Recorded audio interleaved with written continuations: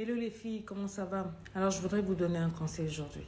N'émasculez pas vos hommes, c'est très sensible. Vous savez, les hommes aiment être respectés, ils aiment être considérés, ils aiment qu'on les voit comme des modèles, qu'on les shower avec des compliments, vraiment qu'on les apprécie, etc. Ça, c'est l'un des plus grands besoins qu'un homme éprouve. Ils ne vous le diront pas. Vous pouvez bien faire l'amour, vous pouvez bien préparer, vous pouvez bien tout faire, mais si vous leur manquez de respect, si vous ne leur donnez pas la clé du respect, vous allez perdre le mariage. Vous n'allez pas comprendre. Je vais vous donner une illustration. Il y a une dame que j'aime beaucoup. Elle est américaine, une grande coach, une des plus grandes que je suis depuis près de 15 ans. Une femme extraordinaire quand il s'agit des relations, quand il s'agit des relations de vie, etc. Elle est très connue. Elle a perdu son mariage qui datait de près de 27 ans. On n'a pas compris comment. Et moi, ça m'avait choqué. Je me disais, mais cette dame, cette grande dame qui nous a coachés, qui, etc. Et elle a expliqué qu'un jour, elle était sur un plateau. Et je me suis souvenu de cette émission-là. Elle était en train de coacher toute une foule. Et puis, il y a une femme qui lui disait, mais pourquoi toi, tu es resté avec ton mari depuis 27 ans, etc. Elle a dit, mais mon mari, il est là. Même, je parle, il est là dans la salle. Et pendant qu'elle parlait, on a zoomé sur le visage du mari. Elle a dit, mais je l'aime parce qu'il est lui. Sinon, il n'a pas d'argent, il est broke, il est fauché, il n'a rien, tout et tout. Le gars, il est juste là.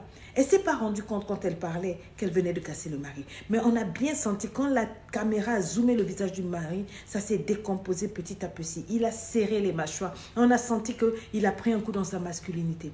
Des années après, ils ont divorcé. Elle n'a jamais compris pourquoi. Elle a tourné, elle a fait des problèmes, elle a fait des dépressions, elle a fait des oppressions, elle les a persécutés et tout et tout. Et un beau jour, ils ont perdu leur fille, donc leur aînée, qui souffrait d'un cancer.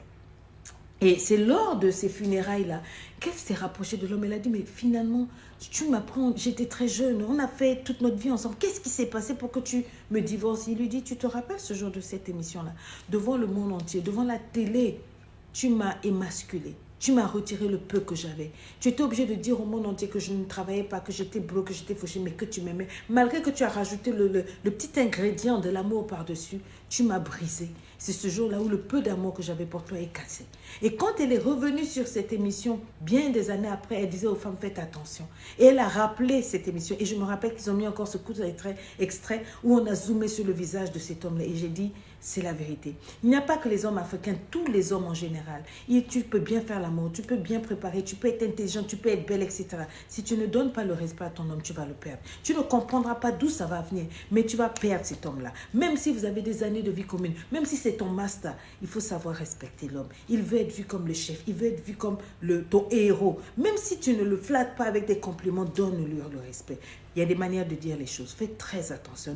N'émasculez pas vos hommes. Donnez-leur la considération.